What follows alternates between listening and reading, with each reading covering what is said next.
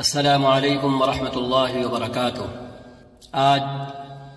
جنوری کی 19 تاریخ ہے سن 2024 اور رجب کی 8 تاریخ ہے سن 1445 ہجری۔ جمعے کے منبر سے آج امام نے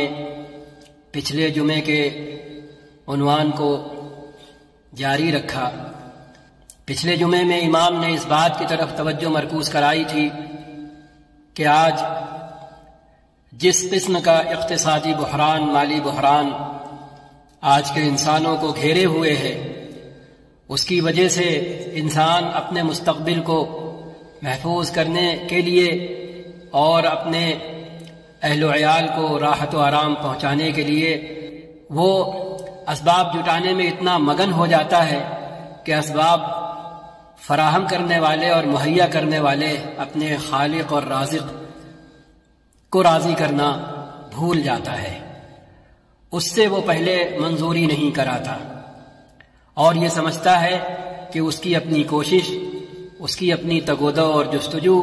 اس کی اپنی جانکاری وہ کافی ہے تنہا۔ اسباب پیدا کرنے والے، اسباب مہیا کرنے والے کی رضامندی اور منظوری ضروری نہیں ہے۔ اس بات پر امام نے حاضرین کی توجہ مرکوز کرائی تھی اور یہ خلاصہ پچھلی 2 کلپ میں آ چکا۔ آج اسی پر مزید گفتگو کی اور یہ آیت پڑھی سورہ تغابن کی آیت نمبر 14، یا ایھا الذین آمنوا ان من ازواجکم واولادکم عدوا لکم فاحذروہم۔ اے ایمان والو، تمہاری بعض بیویاں اور تمہارے بعض بچے بچیاں حقیقت میں تمہارے لیے دشمن ہوں گے، لہذا تم ایسی بیویوں سے اور ایسے بچے اور بچیوں سے چوکنا رہنا اور ہوشیار رہنا۔ یہ بات بالواسطہ ثابت ہوتی ہے کہ ایک آدمی اپنی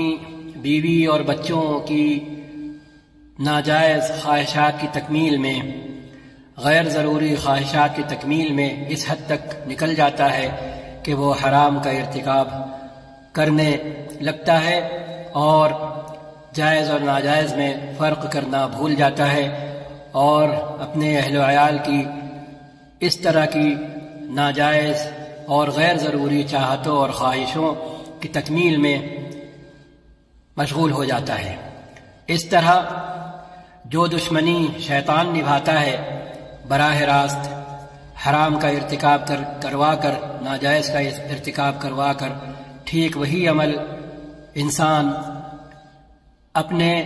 اہل و عیال کے نام پر کرتا ہے اور اسے وہ بہت مرتبہ غلط بھی نہیں سمجھتا اور بالواسطہ شیطان اس سے یہ سب کرا رہا ہوتا ہے۔ اس آیت کی تشریح میں فرمایا گیا ہے کہ بچہ یا بچی اپنے باپ کے لیے دشمن کس طرح بنتے ہیں اور ایک بیوی اپنے شوہر کے لیے دشمن کس طرح ہوتی ہے۔ اذا تسبب فی صرف الرجل عن طاعت اللہ، جب یہ دونوں یعنی انسان کے اہل و عیال یہ دونوں مل کر آدمی کو اللہ کی طاعت سے معصیت کی طرف موڑ دیتے ہیں۔ وَهَذَا أَمْرٌ مَعْلُومٌ مُشَاهَدٌ، کہتے ہیں یہ 2 4 کی طرح آیا ہے، سب کو پتہ ہے۔ کتنے ہی باپ ہیں جو اپنے اہل و عیال کی وجہ سے وہاں خرچ کرنے سے رک جاتے ہیں اور وہاں خرچ کرنے میں کوتاہی دکھاتے ہیں جہاں خرچ کرنا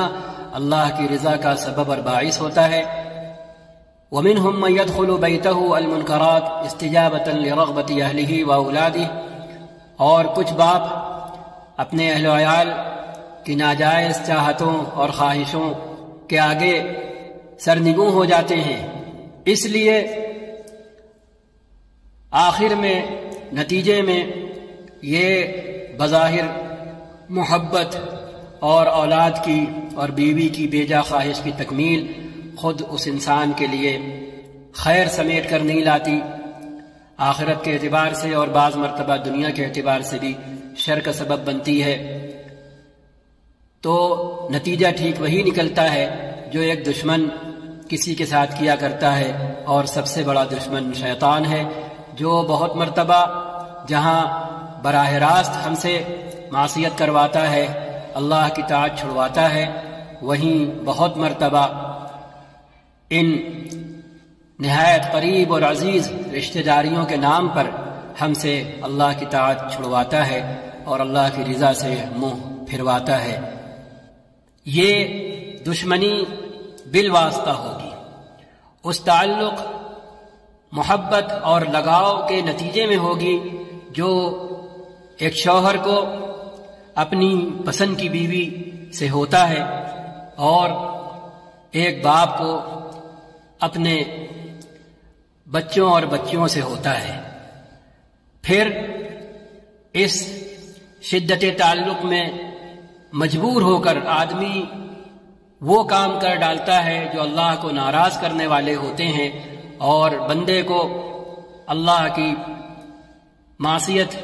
اور اس کی ناراضگی میں گھیرنے والے ہوتے ہیں۔ اور یہ بات جو اللہ نے کہی یہ اس دنیا کی آپ بیتی ہے۔ بہت سو کو ایسی بیویاں اور ایسے بچے بچیاں مل جاتے ہیں جو یہ نہیں دیکھتے کہ ان کا شوہر، ان کا باپ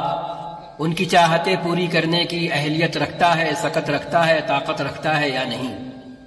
انہیں بس اپنی چاہتوں سے مطلب ہوتا ہے، اپنی خواہشوں سے مطلب ہوتا ہے۔ اب آگے شوہر کے اوپر اور باپ کے اوپر کہ وہ کیا کرتا ہے۔ اگر وہ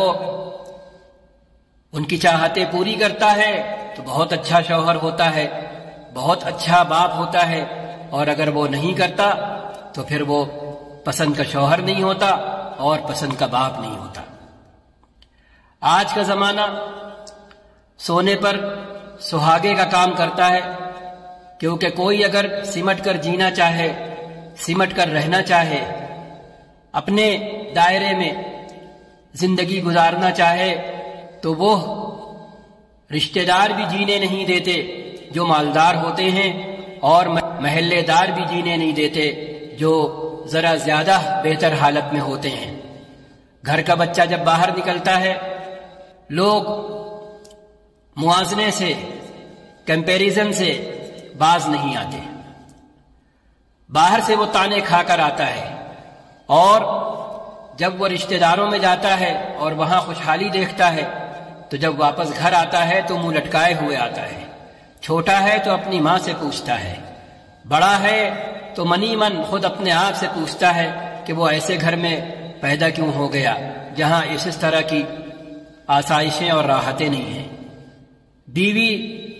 کی اگر تربیت نہیں ہوئی ہے، بیوی ایسے گھر سے نہیں ہے جہاں بچپن سے اس کی تربیت کی گئی کہ ہر حال میں رہنا، جینا سیکھنا ہے، لیکن کسی حالت میں بھی نہ خود حرام کا ارتکاب کرنا ہے اور نہ اپنے شوہر کو حرام کا ارتکاب کرنے پر آمادہ کرنا ہے، اس پر زور ڈال کر، زبردستی کر کے، مجبور کر کے، اپنی خواہشوں کے بوجھ تلے، فرمائشوں کے بوجھ تلے، تو ایسی بیوی بھی اپنے شوہر کو مجبور کر دیتی ہے۔ اگر شوہر رشتہ بچانا چاہتا ہے، رشتہ نبھانا چاہتا ہے، تو پھر وہ بھی ایسے کام کر ڈالتا ہے جو اللہ کو ناراض کرنے والے ہوتے ہیں۔ یہ جگ بیتی ہے اور بہت سو کی آپ بیتی ہے۔ اللہ نے لیکن فرما دیا فاحذروہ۔ ہاں، ایک دوسری حدیث میں آپ صلی اللہ علیہ وسلم نے فرمایا ہوا ہے لا طاعت لمخلوق فی معصیت الخالق، مخلوق کا کہنا مان کر اللہ کو ناراض نہیں کرنا ہے۔ اس کے بعد امام نے ایک حدیث پڑھی، ان الدنیا حلوۃ خضرہ وان اللہ مستخلفکم فیہا فینظر کیف تعملون۔ ایک دوسری روایت میں آیا ہے لینظر کیف تعملون۔ یہ دنیا دکھنے میں، برتنے اور استعمال کرنے میں بڑی میٹھی اور ہری بھری، سرسبز و شاداب دکھتی ہے، لگتی ہے۔ اللہ تمہیں بھی یہ دنیا دے گا تاکہ وہ دیکھے کہ تم ایسی میٹھی لگنے والی اور ایسی ہری بھری دکھنے والی اس دنیا کے اندر کیسا تصرف کرتے ہو۔ وہ تصرف کرتے ہو جو تمہارے اپنے رب کو اور دنیا دینے والے تمہارے رازق کو خوش کرے گا،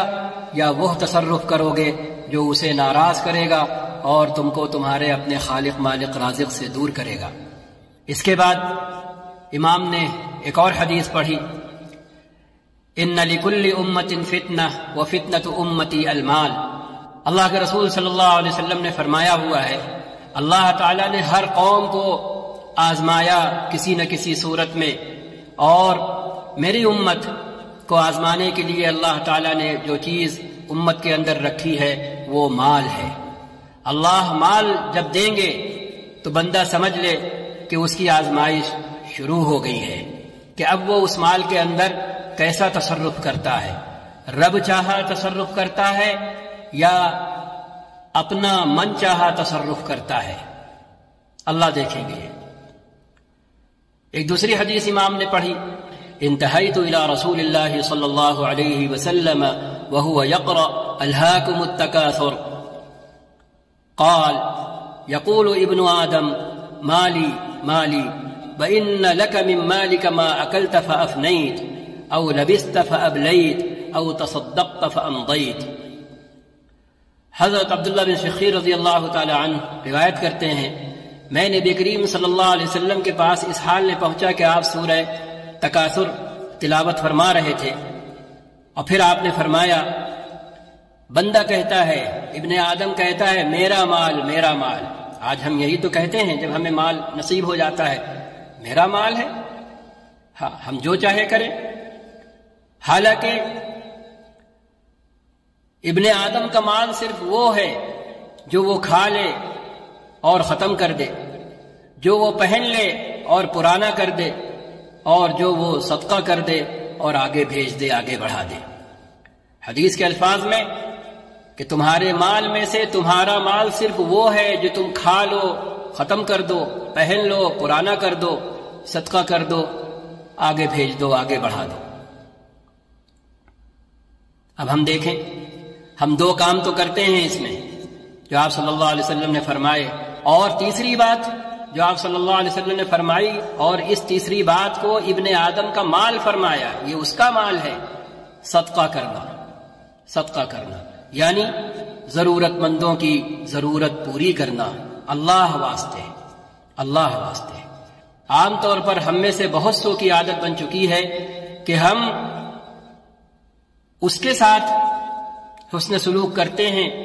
جہاں سے ہمیں بھی کچھ پانے کی امید ہوتی ہے یا بدلے میں کچھ وصولنے کی امید ہوتی ہے، لیکن جہاں ہمیں امید نہیں ہوتی وہاں ہم ٹال جاتے ہیں یا ایسے ہی سرسری کچھ کر کے ٹرخا دیتے ہیں۔ حالانکہ صدقہ اپنے قریبی رشتہ داروں سے شروع ہوتا ہے جو غریب ہوں، اور پھر اس کا دائرہ پھیلتا چلا جاتا ہے، اور اگر کوئی فوری تقاضا ہے سامنے آ گیا ہے تو پھر وہ ہنگامی ہونے کی وجہ سے اور فوری ضرورت ہونے کی وجہ سے سر فہرست رہتا ہے، چاہے وہ اپنا ہو چاہے وہ پرایا ہو۔ صدقہ بے لوث ہوتا ہے، اللہ واسطے ہوتا ہے، اللہ ہی کے لیے ہوتا ہے، اور اس کا اجر و ثواب بھی اللہ ہی سے لینے کے لیے ہوتا ہے، بندے سے وصولنے کے لیے نہیں ہوتا، کسی نہ کسی دنیاوی منفعت اور ضرورت کی صورت میں۔ تو اسے کتنا لوگ اپنا مال سمجھتے ہیں، یہ خود دیکھ لیں، دیکھ لیں ان کی اپنی کمائی میں کتنے غریبوں کا حق ہے جو ادا ہو رہا ہے، وہ خود دیکھ لیں۔ اس کے بعد امام نے ایک اور حدیث حاضرین کو سنائی کہ ابن آدم بوڑھا ہو جاتا ہے، انسان بوڑھا ہو جاتا ہے، لیکن اس کے اندر دو چاہتیں اور دو خواہشیں جوان رہتی ہیں، الحرص علی المال والحرص علی العمر، مال کی حرص اور لالچ، اور زندہ رہنے کی خواہش اور چاہت کہ ابھی مرنے نہ پائیں اور مال بڑھتا رہے، مال میں کسی صورت کمی نہ ہو۔ یہ بھی دیکھ لیں، اگر ہماری یہ حالت نہیں ہے تو اللہ کا شکر ادا کریں۔ اس کے بعد امام نے یہ علاج بتایا کہ اس حرص، لالچ، اپنے رازق کو بھول کر اسباب جٹانے ہی کو سب کچھ سمجھ لینے کی کیفیت سے کیسے بچا جائے۔ تو اس حوالے سے بھی امام نے کچھ حدیثیں پڑھی، جن میں سے ایک یہ ہے: من اصبح منکم معافا فی جسدہ آمنا فی سربہ عندہ قوت یومہ فکأنما حیزت لہ الدنیا۔ جی، آپ صلی اللہ علیہ وسلم نے فرمایا، تم میں سے جو شخص اس حالت میں صبح کرے کہ وہ صحت مند ہو، معافا فی جسدہ، اسے اپنے گھر میں چین و سکون نصیب ہو، اس کے پاس اس دن کی روزی، رزق، خوراک موجود ہو، تو وہ یہ سمجھے کہ ساری دنیا اسے نصیب ہے، سب کچھ اسے نصیب ہے۔ فَكَأَنَّمَا حِيزَتْ لَهُ الدُّنْيَا۔ جی، اس حدیث کی حقیقت جاننا ہو تو بیماروں کے پاس چلے جائیں، ان کی خیر خیریت دریافت کریں، ان لوگوں کے پاس چلے جائیں جن کو اس حال میں صبح نصیب نہیں ہوتی کہ ان کو بے فکری، چین و سکون نصیب ہو، ان کے پاس چلے جائیں جن کے پاس گھر ہی نہیں ہے، ان کے پاس چلے جائیں جن کے پاس ایک دن کی خوراک بھی نہیں ہے۔ دوسروں کی آپ بیتی سے اس حالت کو اور کیفیت کو سمجھنے کے لیے اتنا تو کر سکتے ہیں، بیمار کو دیکھ کر صحت کی قیمت کا پتہ چلا سکتے ہیں،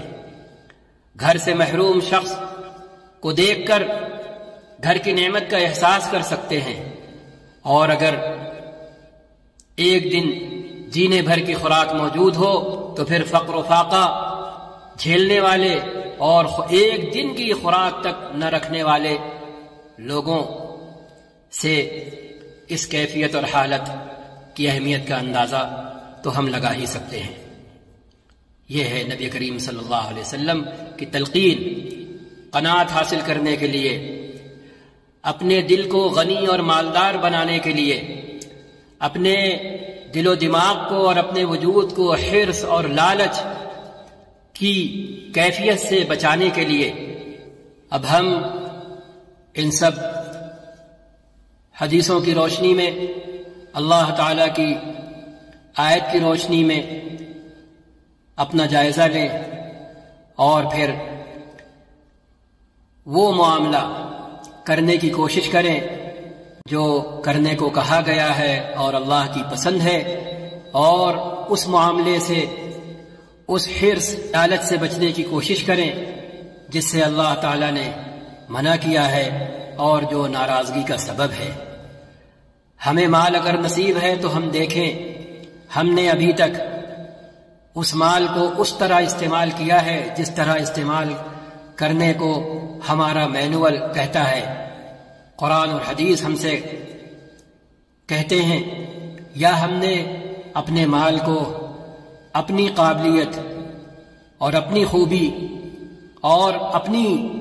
نری اپنی جائیداد سمجھ رکھا ہے جس میں کسی کا کوئی حق نہیں ہے۔ یہ ہم دیکھیں اور سوچیں اور پھر فیصلہ کریں۔ کیوں ہم چاہے جتنا کہہ لیں، ہم چاہے جتنا سن لیں اور سنتے وقت سر دھن لیں، اس سے کچھ نہیں ہونے کا۔ اصل عمل ہے، اصل عمل ہے، اصل عمل ہے۔ سننے کے بعد اگر ہمارا دماغ ہم سے کہتا ہے کہ ہاں میاں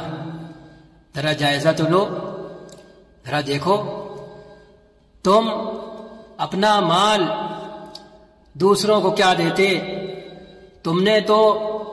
جو دوسروں کا واجبی ضروری حق تھا وہ نہیں دیا، وہ تم کھا گئے، وہ تم نے اپنا بنا لیا۔ ہاں، ان حقوق کو تو چھوڑو جو اللہ آگے بڑھ کر ادا کرنے کو کہتا ہے۔ تم نے تو اپنا مال تو اپنا سمجھا ہی، لیکن جو دوسروں کی امانتیں تمہارے پاس تھیں وہ بھی تم نے اپنی بنا لی۔ ہمارا حال تو یہ ہے۔ تو ہم دیکھیں، ہم جائزہ لیں، ہم اپنی استطاعت بھر جہاں رہتے ہیں وہاں اپنے گھر کے چاروں طرف حق ادا کر رہے، ہم اپنی استطاعت بھر ضرورت مندوں کی ضرورت پوری کر رہے، بے لوث خالصتاً لوجہ اللہ، بدلے کی امید میں نہیں، ہاں اس چلن میں نہیں کہ یہاں سے ہماری بھی کوئی نہ کوئی ضرورت پوری ہوگی کبھی نہ کبھی، اس لیے چلو ابھی کر دو۔ ایک قصہ یاد آ رہا ہے کہ ایک دوست اپنے دوست کے پاس آیا اور اس نے اپنی ضرورت اور تقاضے کا اظہار کیا۔ وہ دوست اندر گیا، اس نے تھیلی اپنے دوست کے ہاتھ پہ رکھ دی، دوست چلا گیا تو یہ مدد کرنے والا دوست رونے لگا۔ تو بیوی نے کہا تمہیں اگر پیسے نہیں دینا تھے اور تمہیں پیسوں کا اتنا لگاؤ ہے، اتنا تعلق ہے مال سے، تو تم کوئی بہانہ کر دیتے، یہ کیا کہ پیسے بھی دیے اور بیٹھے رو بھی رہے ہو۔ تو اس نے جواب دیا اپنی بیوی کو، خدا کی بندی، میں مال کی لالچ میں، مال کی حرص میں، مال چلے جانے کی وجہ سے، مال کی محبت میں نہیں رو رہا، میں اپنے نکمے پن پر، اپنی جھوٹی دوستی پر رو رہا ہوں کہ میں کیسا نکما دوست کہ میرا دوست مجھ سے اپنا تقاضا ظاہر کرنے پر مجبور ہو گیا، اور میں ایسا اندھا گونگا بہرا کہ مجھے اپنے دوست کی ضرورت محسوس نہیں ہوئی، اسے مجھ سے کہنا پڑا، میں اس پر رو رہا ہوں۔ یہاں ہمارے یہاں ای خدمہ، یہ جملہ عام ہے، ہاں آپ عربوں کے ساتھ کوئی معاملہ کریں تو جواب میں سننے کو ملے گا ای خدمہ۔ ای خدمہ کا مطلب ہوتا ہے کوئی کام کہیں ہم سے، کوئی کام کہیں ہم سے، ہاں زبانی جمع خرچ، لیکن اگر کام بتا دیں تو اس کے بعد دیکھیں پھر آپ کیا ہوتا ہے۔ ایسے ہی ہمارے یہاں ہے، ٹھیک الفاظ دوسرے ہیں، حقیقت یہی ہے، اور سب خیریت ہے، دیکھ رہے ہیں چہرے پر بشاشت نہیں ہے، گھر گئے ہیں، گھر کی حالت بتا رہی ہے خیریت نہیں ہے، لیکن اس بندے سے پوچھ رہے اور سب خیریت ہے۔ اب کیا وہ کھل کر کہے، دھکا دے کر کہے، تھپڑ مار کر کہے، کیسے کہے کہ خیریت نہیں ہے؟ آنکھوں کے اندھے، تجھ کو کچھ دکھائی نہیں دیتا کہ ہمارے بچے کس حال میں ہیں؟ بچوں کی حالت تجھے دکھائی نہیں دیتی، گھر کی حالت تجھے دکھائی نہیں دے رہی، رشتہ دار لاکھوں کروڑوں میں کھیل رہے، لیکن انہیں اس کی فکر نہیں ہے،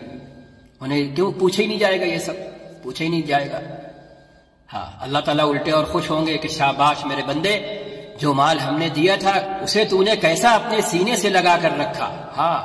کہ کسی کا حصہ اس میں تو نے لگنے ہی نہیں دیا، ہاں جو دوسروں کا تھا، ہاں بیوی کا ہو، بہنوں کا ہو، ہاں وہ بھی تو نے اپنا بنا لیا، تجھے ہم 8 گنی جنت دیں گے۔ جی ہمارا سلوک تو اسی طرح کا ہے نا، حالانکہ دینی ہدایتیں، دینی تعلیم اس کے برعکس ہے، تو ہم یہ سب دیکھیں، یہ سب سوچیں، اور پھر دل و دماغ اگر ہم سے کرنے کو کہیں تو ہم کرنا شروع کر دیں، تو اپنے آپ کو سمجھیں خوش نصیب، اور اگر سننے کے بعد دل و دماغ کے کہنے کے باوجود ہم شیطان کے بہلاوے میں آ جائے تو کہیں کسی جگہ لکھ لیں کہ ہم سب سے زیادہ بد نصیب ہیں، ہم سب سے زیادہ بد نصیب ہیں۔ کیوں؟ ہم پورے دین کے اس میکانزم کو سمجھ ہی نہیں سکے، جو دین یہ سکھاتا ہے اللہ اپنے بندوں کے ساتھ حسن سلوک کرنے سے جتنا خوش ہوتا ہے اتنا وہ کسی اور چیز سے خوش نہیں ہوتا۔ تبھی ہماری وہ عبادتیں جن کی بنا پر ہم اپنے آپ کو عبادت گزار سمجھتے ہیں وہ ان کاموں میں چکا دی جائیں گی جنہیں ہم دنیا داری کا کام سمجھے ہوئے ہیں، لیکن کل جب آنکھ کھلے گی تو اللہ کہے گا اگر تم یہاں خرچ کرتے تو حقیقتاً تم ہم پر خرچ کرتے، ہمیں دیتے۔ اور تقریباً ہر کلپ میں یہ بات آتی ہے، انسانوں کے ساتھ حسن سلوک اللہ کو بہت پسند ہے، اللہ کو بہت پسند ہے، اللہ کو بہت پسند ہے۔ اللہ تعالی ہم کو اور آپ کو اپنے اوپر، اپنے بال بچوں پر خرچ کرنے کے ساتھ ساتھ اہل ضرورت اور محتاجوں، مسکینوں، غریبوں پر بھی خرچ کرنے والا بنائے، اپنی خوشیوں میں انہیں بھی شامل کرنے والا بنائے۔ جب ہم خوش ہوں تو ہم اس وقت انہیں بھی خوش کرنے والے بنیں۔ ہم شادی بیاہ کریں تو مل جل کر ہم ضرورت مندوں کی بھی شادی بیاہ کا بندوبست کریں۔ ہم کھائیں تو دوسروں کو بھی کھلائیں، ہم پہنیں تو دوسروں کو بھی پہنائیں، ہم اپنا دوا علاج کریں تو دوسروں کی بیماری کی بھی فکر کریں۔ اگر ایسا کر لیا تو پھر اللہ ہم سے یہ نہیں پوچھیں گے کہ میرے بندے میں بھوکا تھا اور تو نے مجھے کھانا نہیں کھلایا، میرے بندے میں بیمار تھا تو نے میرا علاج نہیں کرایا، میرے بندے میں بے لباس تھا، کپڑے نہیں تھے میرے تن پر، تو نے مجھے کپڑا نہیں پہنایا۔ پھر یہ سوال نہیں ہوگا، پھر تو ہماری پیٹھ تھپ تھپائی جائے گی، ہاں پھر تو ہمیں شاباشی دی جائے گی۔ پھر ہم سے ہمارا اللہ یہ سوال کر کے یہ نہیں کہے گا اگر تو بھوکے کو کھلاتا تو گویا تو مجھے کھلاتا، اگر تو بیمار کے دوا علاج کی فکر کرتا تو گویا تو میرا علاج کرتا، اگر تو بے لباسوں کو لباس مہیا کرتا، ننگے تن کو کپڑے فراہم کرتا تو گویا تو مجھے کپڑے فراہم کرتا اور مجھے کپڑے پہناتا۔ پھر ہمارا رب ہم سے یہ نہیں کہے گا، کہیں گے، تذکرہ کریں گے، چرچا کریں گے، سوچیں گے اور دل و دماغ کو یہ حق دیں گے کہ وہ ہمیں اکسائے، ہمیں اٹھا کر کھڑا کر دے، ہمیں کچھ کرنے والا بنائے۔ تو پھر ہم دیکھیں گے کہ ہم آنکھ بند ہونے سے پہلے بہت کچھ کرنے والے بن جائیں گے۔ ہاں، اور اگر دنیا داری میں لگے اور کرنے کے کام نظر انداز کر دیے تو پھر حقیقی نقصان اور خسارے کا احساس تب ہوگا جب اس کی تلافی کا وقت گزر چکا ہوگا اور ہم حساب کتاب دینے کی حالت میں کھڑے ہوں گے، اور بس اس کے سوا ہمارے پاس اور کچھ کرنے کی نہ طاقت ہوگی، نہ سکت ہوگی، نہ ہم کر سکتے ہوں گے۔ اللہ نہ کرے، اللہ نہ کرے، اللہ نہ کرے کہ ہمارے منہ سے بھی کل یہ جملے نکلیں، رب ارجعون لعلی اعمل صالحا فیما ترکت، اور جواب میں پھر یہ سنائی دے کلا انہا کلمۃ هو قائلها، کہ اے میرے رب ہمیں پھر سے اچھے کام کرنے کے لیے بس ایک مرتبہ واپس بھیج دے۔ ہاں، اس اسٹوڈنٹ، طالب علم اور شریر بچے کی طرح جو پکڑا جائے تو اپنے کو بچانے کے لیے آنسو بھی بہاتا ہے اور چیختا اور چلاتا بھی ہے اور زبان سے رو رو کر کہتا ہے کہ بس ہاں اس بار چھوڑ دیں، آئندہ نہیں کریں گے، اور جب آپ چھوڑ دیں تو آپ پھر اس کو وہی سب کرتا دیکھیں گے۔ ٹھیک یہی کیفیت اللہ بیان فرما رہے ہیں۔ اللہ نہ کرے ہم ان لوگوں میں ہوں جو یہ کہیں رب ارجعون، کہ اے میرے رب ہمیں ایک مرتبہ بس واپس بھیج دے، لعلی اعمل صالحا فیما ترکت، جو کام اپنی پہلی زندگی میں نہیں کر سکا ایک بار اور زندگی دے دے اور وہاں بھیج دے جہاں یہ سب کر سکتے ہیں، تو بس پھر سب اچھا ہی اچھا کر کے تیری طرف لوٹیں گے۔ لیکن آگے کی حالت خود اللہ بیان فرما رہے ہیں، کلا، ہرگز نہیں، کیونکہ تم ابھی پھنسے ہو تو کہہ رہے ہو، اور جیسے ہی چھوٹو گے تو اس حالت کی خبر ہم ابھی دیے دے رہے ہیں تم کو۔ یہ کہنے کی ایک بات ہے جو تم کہہ رہے ہو، ہاں، اور 100 کی ایک بات، دوسری زندگی ہے ہی نہیں۔ کتنے امتحان ہیں جو صرف ایک بار ہوتے ہیں، پاس ہو گئے تو ٹھیک، نہیں پاس ہوئے تو بات ختم۔ یہ زندگی ہے،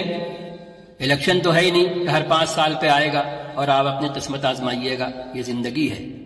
ایک بار ملی ہے. آج عمل کا وقت ہے، کل عمل کی جزا یا سزا پانے کا وقت ہوگا. جیسا کریں گے ویسا بھریں گے. اللہ تعالی ہم کو آپ کو